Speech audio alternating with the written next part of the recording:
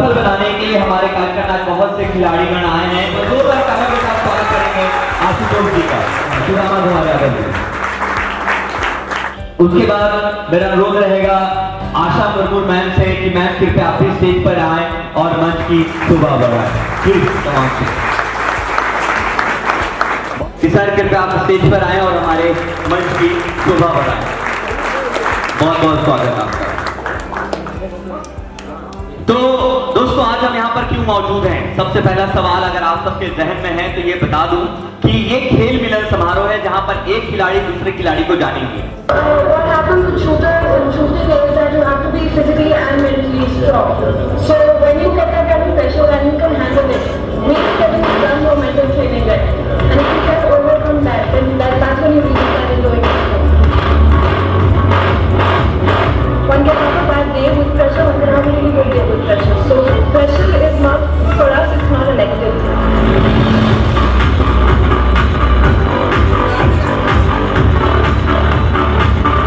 बिहार की बेटी श्रेयसी सिंह को सम्मानित किया गया है। निशानेबाजी में शानदार प्रदर्शन के लिए पुरस्कार से सम्मानित किया गया। तस्वीरें आप देख पा रहे हैं जहाँ पर राष्ट्रपति रामनाथ कोविंद ने उन्हें सम्मान दिया है। तो हम सुनना चाहेंगे श्रेयसी दीदी को अर्जुना पुरस्कार विजेता, कॉमनवेल्थ गेम्स में स्वर्ण पदक विजेता, बिहार राज्य से जमुई विधानसभा से भाजपा प्रत्याशी श्रेयसी दीदी।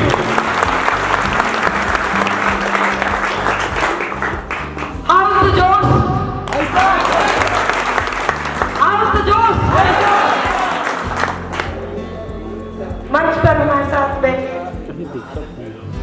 हमारे सारे भाई बहन, आशुतोष जी, सुदामा जी, भाइयों को बहनों को मेरा सर। अभी हम लोग मंच पे बहुत बातें कर रहे थे। किसी ने कहा कि अधिकतर पूछा जाता है कि आप बिहार से हैं, रुपया नहीं कमाते, जमुई से नौकर है। ठीक है सर। हाँ, जमुई में क्या है? हमको भी पूछा गया। लोग कहते हैं आप बिहार से हैं, तो नहीं है मतलब क्या धक्का लगा के घूमे कि बिहारी है? अरे हमसे कहेंगे बिहारी है। लेकिन ये सोच के हमें इतना दर्द हुआ, दुख हुआ कि हम जैसे हमारे भाई हमारी बहन संसाधन की कमी के कारण आज आगे नहीं बढ़ पा रहे हैं। नहीं तो सिर्फ एक नहीं, अनेक बेटे और बेटियों के बिहार से जो ना सिर्फ एक छोटा अर्जुन अवार्ड लेकिन खेल रत्न में क्या प्राप्त करते और बिहार और भारत का नाम ऊंचा करते।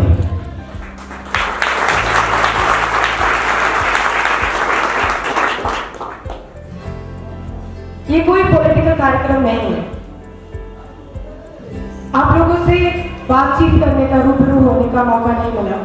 माननीय राज्यवर्धन राठौर के अंदर ही शुरू हुआ। वो हमारे सबसे पहले कोच थे। हम सौभाग्यशाली हैं कि हमारे पिता हमारे माँ ने हमें बढ़ावा दिया और जो हमारी रुचि थी स्पोर्ट्स में उसको एक करियर के रूप में अपनाने में साथ दिया। 2010 में हम इटली में थे जब हमें सूचना मिली कि हमारे पिता दादा दिग्विजय सिंह की तबीयत अचानक खराब हो गई है। हम दौड़ते भागते किसी तरह उनके पास लंदन पहुंचे जहाँ पर वो अस्पताल में भर्ती थे। अस्पताल में पहुंचने के बाद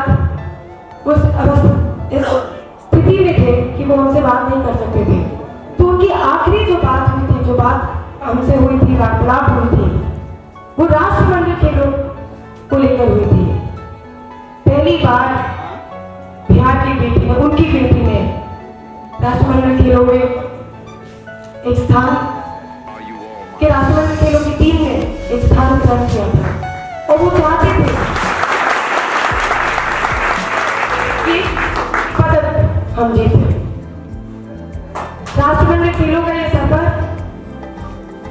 का ये जो जुड़ाव लगा चलता था, ये सिर्फ और सिर्फ शुरुआत थी हमारे पिता के ख्वाब से। और कुछ 2008 से लेकर 2018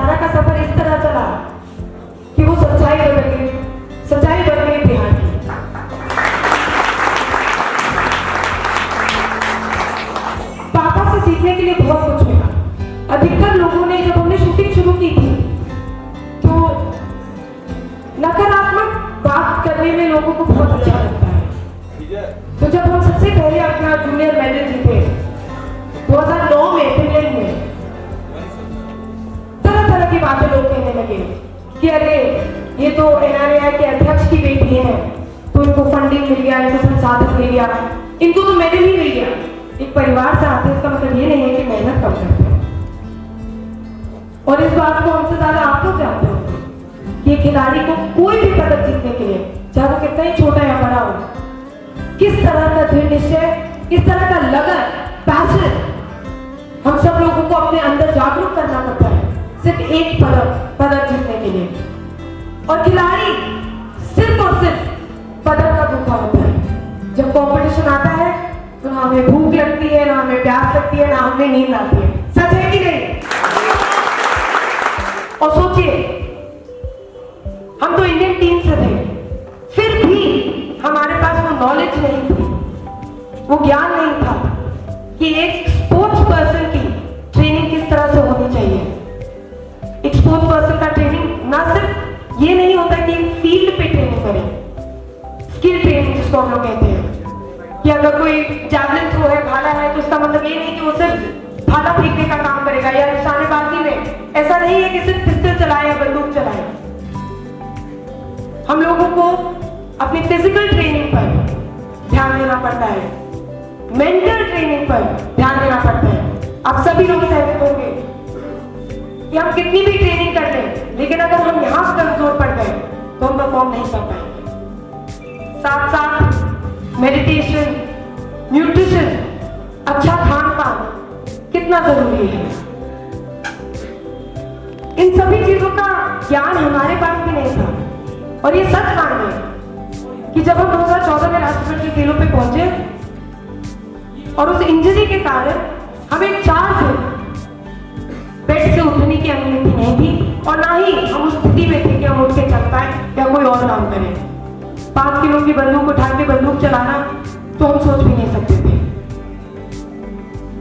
फिर वही बात आ गई कि पापा का एक सपना था, और अब उस सपने से पूरा बिहार जुट चुका था। कंपटीशन से एक दिन पहले हमने अपने डॉक्टर से बात की, टीम डॉक्टर जो हमारे साथ थे, और उनसे सिर्फ इतना कहा कि देखिए, आज जब हम बंदूक चलाएंगे तो सिर्फ अपने लिए या अपने परिवार के लिए तो नहीं चलाएंगे। हमें देखने वाले भारत के कई लोग होंगे, लेकिन एक राज्य है जो पूरे मन से खड़े होके आज टीवी पे आस लगाए बैठा है कि बिहार की एक बेटी राष्ट्रमंडल खेलों में प्रदर्शन दिखाने वाली है। क्षमा मांगते हुए कि इंजरी आगे बढ़ जाए तो उसको बाद में हम झेल लेंगे, लेकिन आज हमें बंदूक चलाने का मौका दीजिए।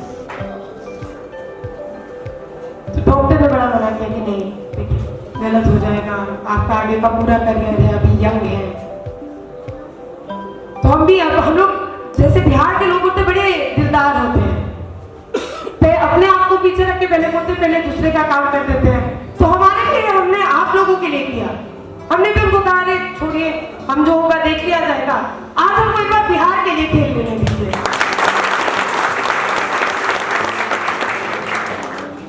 इसे हम दृढ़ निश्चय से जोड़ते हैं। 6 दिन बिना प्रैक्टिस किए एक ऐसे कंपटीशन को चलाना चाहिए जहां पे हमारा इमोशनल और मेंटल स्ट्रेंथ की परीक्षा थी। सब लोग देख रहे थे कि अच्छा दादा अब नहीं रहे तो दादा की बेटी क्या करेगी। यहां तक तो पहुंच गई है, लेकिन पदक जीत पाएगी कि नहीं, इस तरह के सवाल हम पर भी उठते हैं। बिहार की, भारत की हम पहली महिला बने जिसने रजत पदक जीता कॉमनवेल्थ गेम्स में।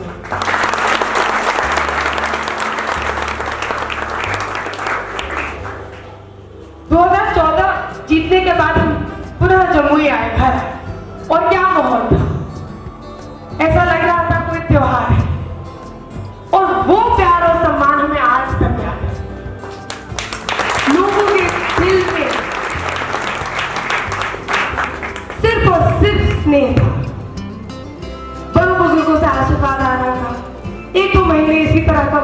हम भी बड़े खुश थे कि जो काम करने गए थे वो करके आए।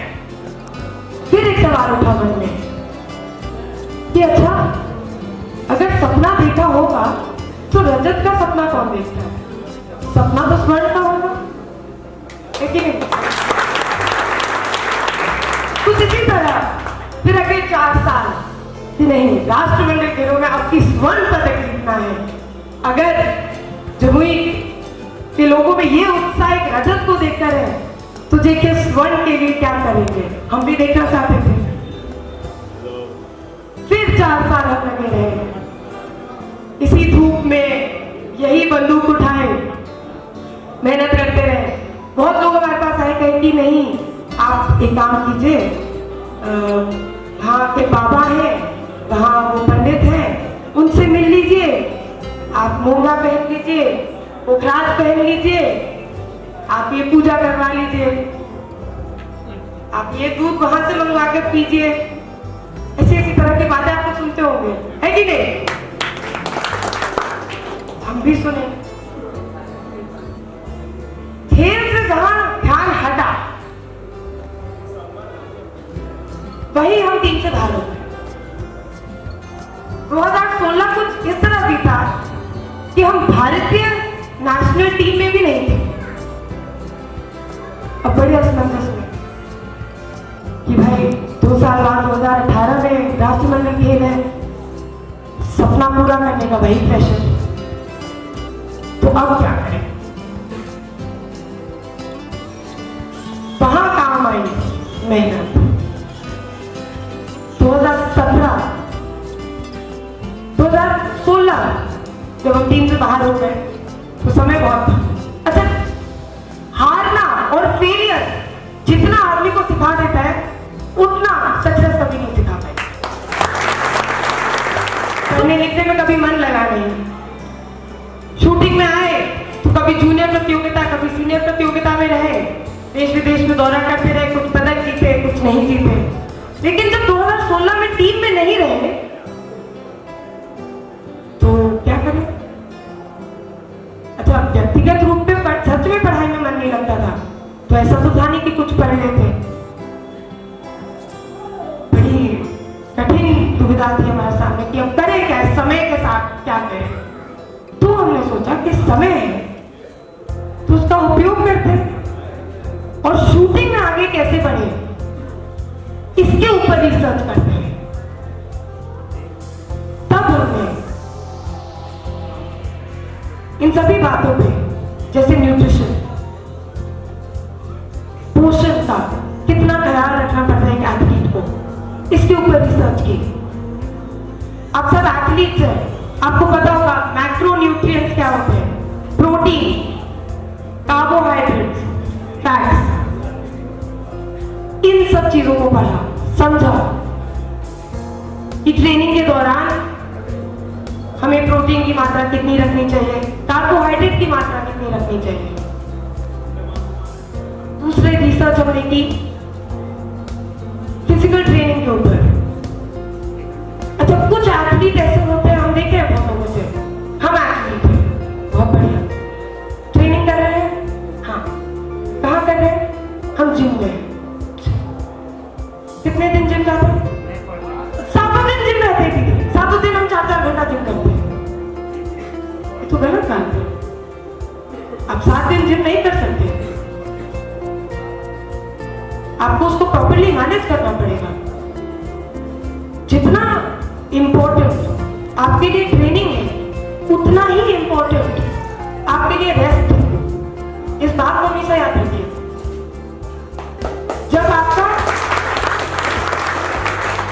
जब आपका मसल ब्रेकडाउन होता है ट्रेनिंग करते वक्त, उसको रिकवर करने के लिए आपको अच्छे खान पान के साथ एक अच्छी नींद की जरूरत होती है, बॉडी को आराम देने की जरूरत होती है। स्किल ट्रेनिंग तो हम लोग सब लोग करते हैं। स्किल ट्रेनिंग मतलब ऑन फील्ड ट्रेनिंग। फुटबॉल है तो फुटबॉल खेलेंगे, क्रिकेट है तो क्रिकेट खेलेंगे, निशानेबाजी करते हैं तो हम बंदूक चलाते हैं, उसके बारे में पढ़ा। फिर उसी तरीके से बहुत खिलाड़ी हमसे मिलने आते हैं, अच्छा किसी खिलाड़ी है, क्या करते हैं, अच्छा एग्जाम्पल उदाहरण ले लेते हैं कि हम निशानेबाजी करते हैं, कितने दिन ट्रेनिंग करते हैं भैया? दीदी 7 दिन 8-8 घंटा ट्रेनिंग करते हैं। भाई ये तो गलत बात है। मेंटल ट्रेनिंग का साथ होता है, क्योंकि जब आप कंपटीशन में रहते हैं तो आपके दिमाग में बहुत प्रेशर रहता है, आपको परफॉर्म करना है, लेकिन आप अपना कॉन्फिडेंस नहीं लूज कर सकते। तो जब परफॉर्म करना है और अपना कॉन्फिडेंस और फोकस को बना के रखना, और तरह तरह के दिमाग में बातें आ रही हैं कि अरे हमारे पीछे हमारे माँ बाप खड़े होकर देख रहे हैं, हमारा दोस्त बगल में चला रहा है, कहीं हमसे आगे ना बढ़ जाए, इस तरह की बातें आती कि नहीं? तो इन सभी चीजों को लेकर एक स्पोर्ट्स पर्सन को आगे बढ़ना पड़ता है, और यही बात हमें हारने पर 2016 में सीखने को मिली। जब हमारे पास समय मिला तब हमने ये सारी बातें समझी। तो हमारे साथ ऑस्ट्रेलिया की एमा फॉक्स थी। अब वो ऑस्ट्रेलिया की थी तो वहां की जनता भी ऑस्ट्रेलिया की थी। हमारे जमुई के भाई बहन तो नहीं गए थे हमारे साथ। तो वहां पे पूरा जो ऑडियंस स्टैंड था वो लगे हल्ला करने, ओजी ओजी। अब हमारा दिल बहुत कम आवाज आ रही है, हमारा कोई नहीं है क्या? पीछे स्टैंड में हमारी एक बड़ी बहन मानसी थी। एक पतली सी आवाज उस औरती के बीच में आई, वंदे मातरम।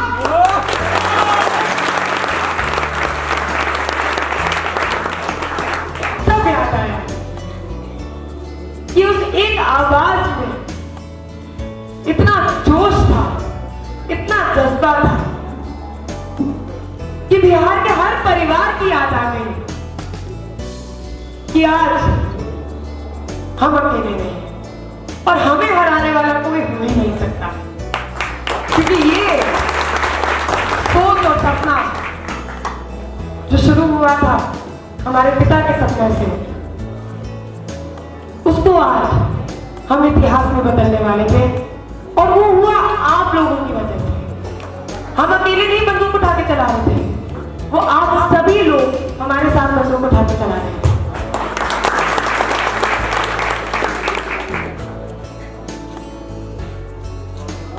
बिहार के सभी वासियों ने, भारत के सभी लोगों ने उस दिन जब टीवी ऑन करके हमारे साथ राष्ट्रगान गाया, तब गर्व से सीना चौड़ा हुआ। और एक रिपोर्टर आया हमारे पास, उसने पूछा कि हमने सुना है आप भारत में एक पिछड़े हुए राज्य से आती है। We've heard that you're from India, but from a backward state in India. तो कहां से आती हैं? हमने भी बड़े गर्व से बोला हम जमुई से आते हैं। अगले दिन का headline, Jamui girl wills born in Australia. आज आप लोगों के बीच आकर बैठकर बातें करके, कुछ पुरानी यादें ताजा करके बहुत अच्छा लग रहा है। हम चाहते हैं कि हमारे द्वारा आप सभी लोगों को प्रोत्साहन मिले, संसाधन मिले, और हर रूप में आप सबकी मदद कर सके। जितना हमें ज्ञान है, जिस हद तक हम जा सके, आप लोगों के हक के लिए लड़े।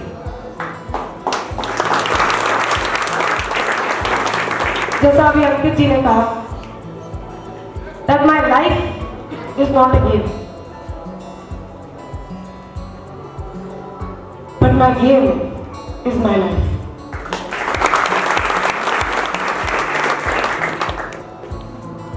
प्रतिभाओं की कमी नहीं है, ये हम भी जानते हैं और समझते हैं।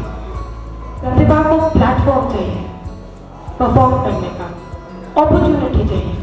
आज हमें बताया गया जब हम लोग मिले थे घर पर कि अगर बिहार में नेशनल लेवल पे 5 मेडल आते हैं तो उसमें से कम 3 से 4 लड़के, बच्चे, लड़कियां जमुई से होते हैं।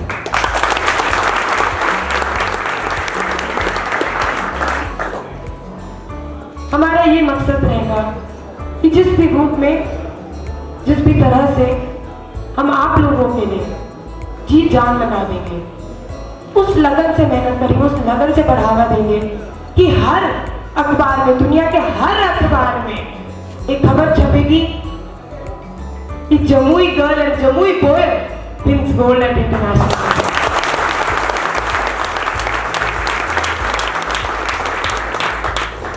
लेकिन स्पोर्ट्स, आर्ट, कल्चर को कौन बढ़ावा दे?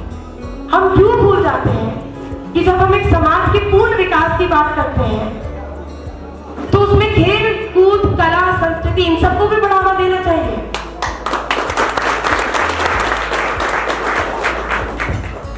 हम उन लोगों में से नहीं हैं कि आज कुछ कहेंगे, आश्वासन देके चले जाएंगे। इन सभी चीजों से हम खुद छूट चुके हैं। एक महिला है और स्पोर्ट्स किस तरीके से मेल डोमिनेटेड है हम लोग के पूरे कंट्री में, उसको एज अ गर्ल हम समझते हैं। एक बार हम लोग वर्ल्ड कप थे, मेक्सिको में एक वर्ल्ड कप चला रहे थे।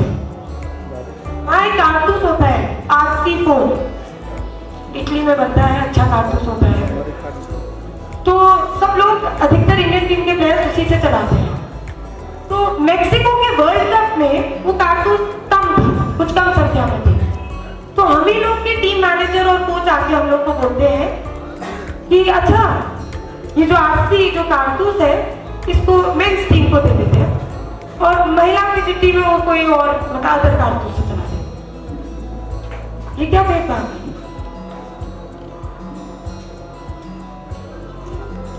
हमें क्यों नहीं बराबरी मिलती? इन सभी छोटी छोटी कहानियों को बताने का सिर्फ एक ही मकसद है कि खिलाड़ी की सोच को, दिक्कत को हम बहुत अच्छे तरीके से समझते हैं और इसीलिए आज आप लोगों से मिलने का मन किया, अपनी बात को सामने रखने का मन किया। अब लोग पूछते हैं कि स्पोर्ट्स में विजन क्या है, आप क्या करेंगे? तो एक उदाहरण के तौर पे आप लोगों ने मध्य प्रदेश स्पोर्ट्स अकेडमी का नाम सुना है? अच्छा, कितने लोग जानते हैं? हाथ उठा दीजिए। मध्य प्रदेश स्पोर्ट्स अकेडमी एक ऐसी अकेडमी है जिसमें छोटे से लेके बड़े हर खिलाड़ी के लिए स्टेट फंडेड, गौर कीजिएगा बात को, वो स्टेट फंडेड है फुली तरीके से। और उसमें बच्चों की पढ़ाई से लेके जिस भी खेलकूद में वो आगे बढ़ना चाहते हैं उसकी ट्रेनिंग, साथ ही उनके रहने का, खाने पीने का, जिम का ट्रेनिंग, योगा का ट्रेनिंग, इन सभी चीजों की ट्रेनिंग स्टेट करती है, मध्य प्रदेश स्टेट करता है। कुछ उसी तरह का विजन हम भी जमुई में, बिहार में लेकर आना चाहते हैं। वो मेरा अपना सपना है।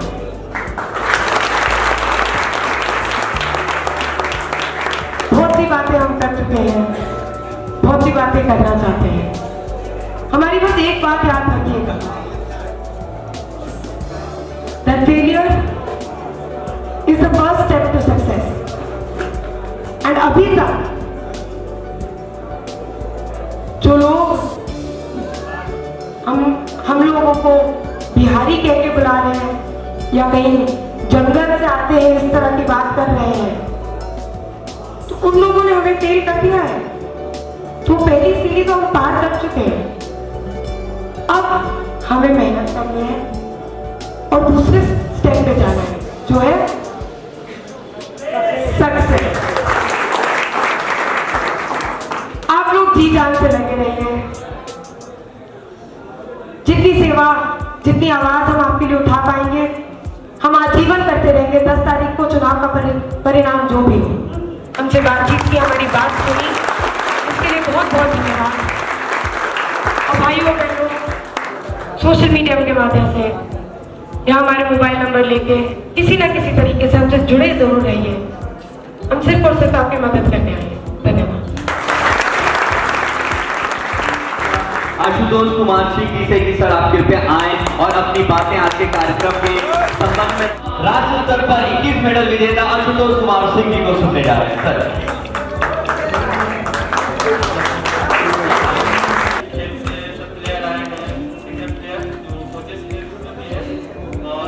बढ़ावा देते हुए आए और यहाँ पे हमारे श्री सिंह जी जो कि कॉमनवेल्थ मेडलिस्ट इंटरनेशनल प्लेयर हैं और सब प्लेयर से मिलना चाह रहे थे और बात रखना चाह रहे थे प्लेयरों के बीच में, क्योंकि हम लोग को हर बात समझ में नहीं आता कि आगे में हम लोग को जो प्रॉब्लम होता है वो हम लोग किसी को बोल नहीं सकते।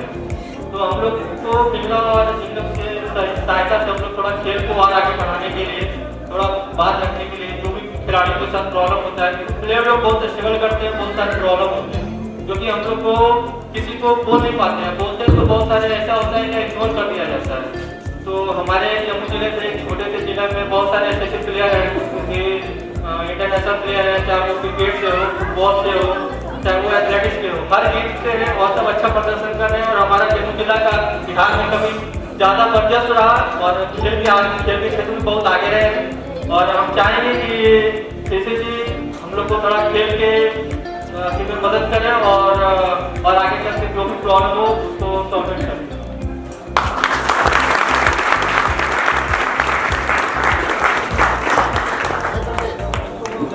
सबसे पहले हमारी जो दीदी हैं वो सभी खिलाड़ियों की बातें वो सुनेंगे, उनके बाद वो अपना राय रखेंगे आप सबके बीच में। तो एक बार जोरदार तालियां हमारे आशुतोष जी के लिए, सभी को हम लोग तालियां बजाएंगे। ओके, ऐसे नहीं बजाएंगे, पता चलेगी कि जोश कितना है हमारे कार्यक्रम में।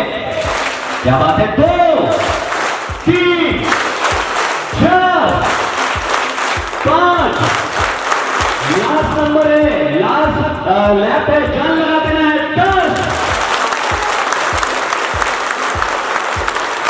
क्या बात है, क्या बात है। और 3rd youth Asian athletic championship 2019 में भी इन्होंने पार्टिसिपेट किया। ये एक अनुभव जानते हैं और हमारी दीदी से इनकी क्या कह सकते हैं, क्या उम्मीद है वो जानते हैं। Sir over to you. हमारे जम्मू में प्रतिभा की कमी नहीं है, लेकिन जो कमी है यहाँ के प्रतिभा को दिखाने वाला ही कमी है, क्योंकि यहाँ बहुत सारे प्लेयर अच्छे प्लेयर हैं और यहाँ ज्यादातर कोई संसाधन या तो वो अपने बल पे कर रहा है या तो घर के सपोर्ट से, और अदरवाइज कहीं से कोई सपोर्ट नहीं हुआ। आज तक मैं एक बार इंटरनेशनल पार्टिसिपेट किया हूँ यूथ एशिया गेम में, जब मेरा लिगामेंट टूट गया था पार्टिसिपेट करते टाइम।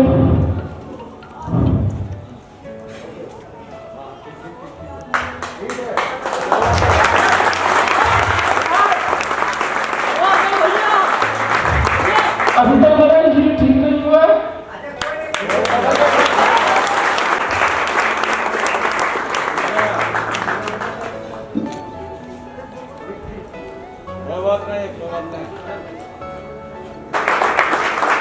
लहरों से डर के नौका कभी पार नहीं होती, कोशिश करने वालों की कभी। मैं उस समय वर्ल्ड लीडिंग पे वर्ल्ड लीड कर रहा था, 1 नंबर मेरा परफॉर्मेंस था पूरा वर्ल्ड के हिसाब से। और मैं यूथ एशिया खेलने का वहाँ मेरा 12 के दौरान मेरे घुटने में चोट लगा और मैं वहीं पे मतलब कंपटीशन से आउट हो गया। मैं हर जगह से मदद मांगी, लेकिन कुछ ही जो आगे आए उसके बाद कहीं से कोई मदद नहीं मिली। जिला प्रशासन से लेकर खेल विभाग से हर जगह मैंने किया, लेकिन कोई आज तक कोई सपोर्ट नहीं। ये जम्मू में बहुत सारे प्लेयर हैं जो कि बहुत अच्छे कर सकते हैं, लेकिन यहाँ के संसाधन और यहाँ स्पोर्ट्स को सबसे पहले पॉलिटिक्स की नज़र से देखा जाता है, और अगर स्पोर्ट्स में पॉलिटिक्स दूर हो जाए तो हमारे जम्मू के प्लेयर बहुत अच्छा करेगा और इंटरनेशनल मेडल जीतेगा। अंतरराष्ट्रीय स्वर्ण पदक विजेता भी हैं, तो और तालियां। बहुत बहुत Thank you for this stage and good morning for all players, seriously and senior players. मुझे आज बहुत खुशी हो रही है इस स्टेज पे आकर और बहुत अच्छा भी लग रहा है कि आज आप लोग यहाँ पे आए और मुझे खुशी हो रही है कि आप लोग यहाँ पे आकर सम्मानित हो रहे हैं और सम्मानित प्राप्त कर रहे हैं। और मैं बताना चाहता हूँ कि ऐसा मैं ही नहीं कर सकता कि सिर्फ मैं ही इंटरनेशनल में गोल्ड लगा सकता। यहाँ के सारे प्लेयर्स लगा सकते हैं, but without practice is not possible. तो हर एक लेवल से ये बोलना है मुझे, profession this is a life. जो इसे नहीं समझते हैं, जो इसे एक खेल के जैसा जानते हैं कि जो पानी से नहाते हैं वो लिबास बदलते हैं, जो पानी से नहाते हैं वो लिबास बदलते हैं, और जो पसीने से नहाते हैं वो इतिहास बदलते हैं। तो हम सब इतिहास बदलने आए हैं देश के साथ। तो बढ़ते हैं आगे, और अब हम लोग सुनेंगे मनोज गुप्ता जी को, जो कि रग्बी फुटबॉल प्लेयर है और 15 टाइम इन्होंने राज्य स्तर के गेमों में पार्टिसिपेट किया है और 1 टाइम इंटरनेशनल मैच में सिल्वर मेडल विजेता है 2017। मनोज गुप्ता जी सर। जी नमस्कार। मुझे बहुत खुशी हो रही है कि आज मैं श्री दीदी के साथ मंच पे बैठा हूँ। और जमुई में बहुत सारे खिलाड़ी हैं जो कि कुछ भी कर सकते हैं थोड़ा सा सपोर्ट मिलने के बाद, लेकिन यहाँ ना तो हम लोगों को राजनीतिक तौर पे कोई सपोर्ट मिलता है, ना तो प्रशासनिक तौर पे सपोर्ट मिलता है। धन्यवाद। सपोर्ट नहीं मिलता है, इसलिए तो हमारी दीदियां हैं सपोर्ट दिलाने के लिए। फिर से तालियां। बहुत बहुत धन्यवाद। अब मैं अनुरोध करूंगा अनुराग सिंह जी से, राज्य और अंतरराष्ट्रीय स्तर के हमारे फुटबॉल खिलाड़ी हैं। सर कृपया आप भी दो शब्द हमारे कार्यक्रम के संबंध में कहें। नमस्ते दोस्तों, नमस्ते दीदी। प्लेयर की कमी यहाँ पे नहीं है, एक से एक खिलाड़ी यहाँ पे हैं, कुछ निखर गए, कुछ ऐसे भी प्लेयर हैं बीच में ही रुक जाते हैं। आप सब सभी समझ गए होंगे कि वो कहाँ रुकते हैं। इसलिए आशा है दीदी से कि हमारे सभी जो प्लेयर हैं उनके लिए कुछ न कुछ करें। Thank you. वो अवश्य करेंगे, क्योंकि वो खुद हमारे खेल क्षेत्र से हैं। उनके बारे में बताऊंगा थोड़ी देर के बाद, लेकिन मैं चाहूंगा कि मैं जोरदार तालियां आप लोग बजा दें फिर से। बहुत बहुत धन्यवाद। इतना तो इस कार्यक्रम में आकर समझ में आ गया कि सभी खिलाड़ी यहाँ पर पूरे जोशीले हैं, क्योंकि वो ताली बजाने में कोई कंजूसी नहीं कर रहे हैं। तो आप सब जब ताली बजा रहे हैं तो एक शेर ताली के नाम कि मुझे लगता है आप लोगों को जरूरत है चाय की प्याली की, मंदिर को जरूरत है पूजा की थाली की, और यहाँ पर बैठे सभी खिलाड़ियों की उन्नति के लिए जरूरत है आप सबों की ताली की। जोरदार तालियां। चलिए आगे बढ़ते हैं मयंक मेहता जी से, जो कि क्रिकेटर हैं और अभी हम सब क्रिकेट में भी बहुत ध्यान देते हैं। आइए इनकी बातों को सुनते हैं और सुनते हैं कि यहाँ जमुई में क्या सुरक्षा है नहीं। Sir please. ये यहाँ एक दूसरा स्ट्रक्चर कार्यक्रम है, और जब हम लोग बाहर खेलने के लिए जाते हैं तो लोग बोलते हैं जमुई, वहाँ तो जंगल वंगल है, वहाँ पे कैसे क्रिकेट होता है। तो हम लोग को भी थोड़ा हंसी आती है कि अरे भाई क्या बोल रहे हैं आप लोग। यहाँ पे आउटडोर स्टेडियम का बिल्कुल कमी है। बात रहा प्लेयर का, तो प्लेयर को सुविधा नहीं है, लेकिन हौसला प्लेयर हम लोग आंधियों को शौक है मेरे घर गिराने की, अगर आंधियों को शौक है मेरे घर गिराने की, तो आप खिलाड़ियों को भी शौक है उसी आंधी में अपना घर फिर से बनाने का। बहुत बहुत धन्यवाद। अब आशुतोष जी ने अनुरोध किया है कि हमारे बीच एक बैडमिंटन खिलाड़ी भी हैं नितेश जी, तो उन्हें भी मंच पर हम बुलाना चाहेंगे और उनकी भी बात सुनना चाहेंगे। जी नमस्ते। यहाँ बैडमिंटन हॉल का सबसे बहुत ज़्यादा बहुत दिक्कत, कोई भी इंडोर हॉल में ना हमारे पास लाइट है, ना प्रॉपर कोर्ट है। प्लेयर सब यहाँ सब स्टेट रिप्रेजेंट करें जैसा खेल रहे हैं, लेकिन किसी को ठीक से प्रॉपर टाइम नहीं हो रहा है। वहाँ पे ज़्यादातर इतना पार्टी पॉलिटिक्स का वहाँ पे प्रैक्टिस का एकदम दिक्कत है। और अभी भी वहाँ पे इतने कोर्सेज सब आ चुके हैं, में फायदा नहीं हुआ। ये सब थोड़ा बहुत ज़्यादा प्रॉब्लम है, और कोशिश है आपसे कि हम लोग इंडोर हॉल करवा दें। Thank you. बहुत बहुत धन्यवाद। आप सभी लोग का आने के लिए धन्यवाद, और सभी आप लोग में सभी में एकता बनी रहे, और कि हम लोग दीदी को सपोर्ट कर सके। दीदी हैं तो हम लोग दीदी को सपोर्ट कर सके। धन्यवाद। और आप लोग की थोड़ी नाश्ता का इंतजाम की गई है पीछे, तो आप लोग से आग्रह है कि पीछे आके कुछ नाश्ता करिए। Thank you. बहुत बहुत धन्यवाद। और ये सिर्फ कॉमनवेल्थ या फिर ओलंपिक, आप लोग क्या चाहते हैं? हम भी चाहते हैं, लेकिन यही है कि थोड़ा सा शायद शूटिंग से ध्यान रखेगा, क्योंकि हम नहीं चाहते कि सिर्फ अगर हम ओलंपिक जाए तो अकेले जाए। हम तो चाहेंगे कि हमारे साथ सब भाई बहन भी चले ना। जिस दीदी ने बताया, तो दीदी के लिए कुछ बोलना चाहते हैं। और जितने भी मेरे सीनियर्स हैं, जो भी हम लोग को सपोर्ट करते हैं हमारे टीम में, जब कोई भी हम लोग इवेंट या फिर कुछ भी करते हैं तो हमारे सीनियर का सबसे बड़ा रोल होता है। कोई भी हमारे टीम कोच, हमारे भैया, अगल बगल के कुछ जो सपोर्टिव होते हैं, हमेशा हमें मोटिवेट करते रहते हैं, हमेशा हमें इंस्पायर करते रहते हैं। और सीनियर इंस्पिरेशन का सोर्स होते हैं, जैसे सुदामा भैया हमेशा से हैं, सूरज भैया, और भी जितने भी सीनियर्स हैं, रोहित भैया, सौरभ भैया, जो भी हैं हम लोग की टीम में, मेरे सर हैं, वो भी हमेशा सपोर्ट करते रहते हैं। तो उन लोग के लिए जो, और दीदी जो बोलती है, आते हैं आने दो, आते हैं आने दो, ये तूफान क्या ले जाएंगे, ये तूफान क्या ले जाएंगे। मैं तो जब डरा कि मेरा हौसला ले जाएंगे, मैं तो जब डरा मेरा हौसला ले जाएंगे। जिस जमीन पर मैं खड़ी हुई, जिस जमीन पर मैं खड़ा हूँ, वही मेरी पहचान है, वही मेरी पहचान है। आप आंधी है तो क्या मुझे उड़ा ले जाएंगे? आप क्या देख रहे हैं अपने आप को, कहाँ जाना चाह रहे हैं? इन्होंने क्या कहा, कोई सुना? जोर से कहना है आपको, क्योंकि आपने जो बात कही ना काफी बड़ी बात है, वो हर किसी का, खिलाड़ी का एक सपना होता है। अगर इनके सपने से अगर आप लोग रिलेट कर रहे होंगे तो एक बार जोरदार तालियां अवश्य बजाएंगे। ओके, बताइए आपका सपना क्या है? अब इंडिया के लिए मेडल लगाना चाहते हैं। कौन कौन इंडिया के लिए मेडल लगाना चाहता है? अरे मेडल लगाना कौन कौन चाहता है इंडिया के लिए? हमारी मैम है, दीदी है, श्रेष्ठी दीदी, वो भी एक महिला है और उन्होंने नेशनल लेवल पर इंडिया को रिप्रेजेंट किया है, कॉमनवेल्थ को, हर किसी में। तो आप बताइए कि आपका क्या सपना है, कैसे स्पोर्ट्स में आई और क्या करना चाहती हैं?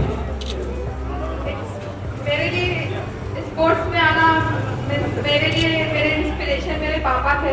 एक टाइम में बहुत अच्छे क्रिकेटर रहे हैं और उस टाइम में उतना उनको सपोर्ट नहीं मिल सका, उस कारण से रीजन से वो खेल नहीं पाए। और तो पापा का ड्रीम पूरा करना है और मेरा ड्रीम बहुत बड़ा ओलंपिक। अरे क्या बात है, तालियां बजाओ।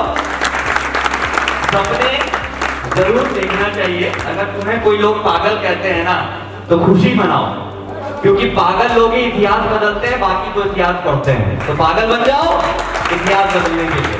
तो कौन सा खेल खेलते हैं आप? जैवलिन। अच्छा, तो अभी आपने कहाँ खेला है और क्या आपका ये है?